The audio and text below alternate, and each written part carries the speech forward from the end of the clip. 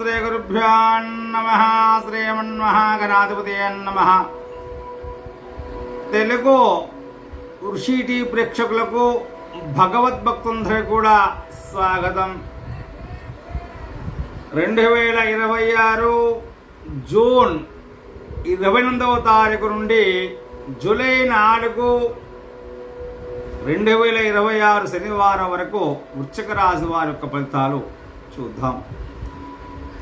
ఈ వారం వృశ్చిక రాశి వారికి ధైర్యం, పట్టుదల పెరుగుతాయి. కష్టపడి చేసిన పనులకు మంచి ఫలితాలు దక్కుతాయి. కొన్ని విషయాల్లో ఆలస్యం జరిగినా కూడా చివరకు విజయాన్ని సాధించగలుగుతారు.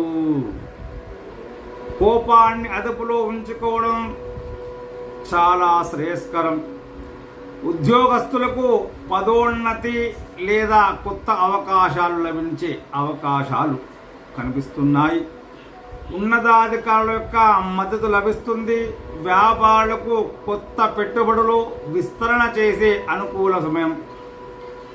భాగస్వామ్య వ్యవహారాల్లో స్పష్టతతో వ్యవహరించండి. ఎవరికైతే పార్ట్నర్షిప్ ఉంటుందో వాళ్ళందరూ కూడా స్పష్టంగా వ్యవహరించాలి. ఆదాయం అనేది మెరుగుపడుతుంది. పాత బాకీలు వసూలయ్యే అవకాశాలు ఉన్నాయి. ఆకస్మిక ధనలాభం కలిగే సూచనలు కూడా ఉన్నాయి. అనవసరంగా లేని ఖర్చులను తగ్గించడం చాలా మంచిది. అనవసరమైన ఖర్చులు ఏవైతే ఉన్నాయో వాటన్ని కూడా తగ్గించుకోవడం శుభదాయకం. కుటుంబ సభ్యుల సహాయ సహకారాలు లభిస్తాయి. బంధువులతో ఉన్నటువంటి విభేదాలు తగ్గే అవకాశం కూడా ఉంటుంది. ఇంట్లో శుభకార్యాలపై చర్చలు జరుపుతారు. ప్రేమికుల మధ్య సరైన అనుబంధం బలపడుతుంది.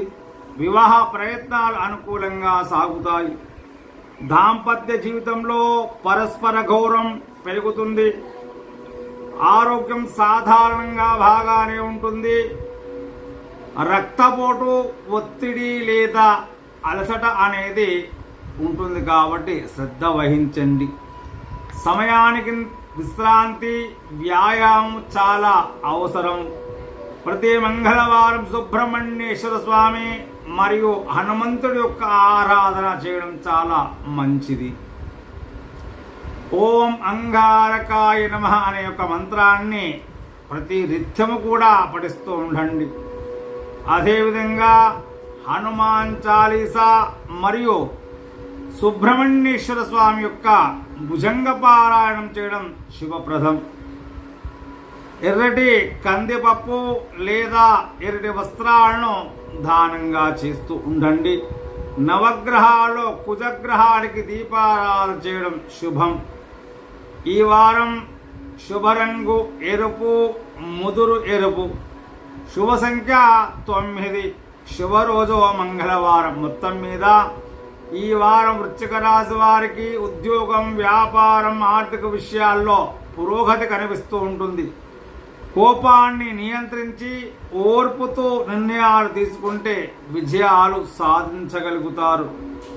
సుబ్రహ్మణ్యేశ్వర స్వామి, హనుమంతుడి యొక్క ఆరాధనతో పాటు కుజగ్రహ పరిహారాలు పాటించినట్లయితే శుభలితాలు పొందే అవకాశం ఉంటుంది. శుభం భూయా. శ్రీ గురుభ్యో నమః.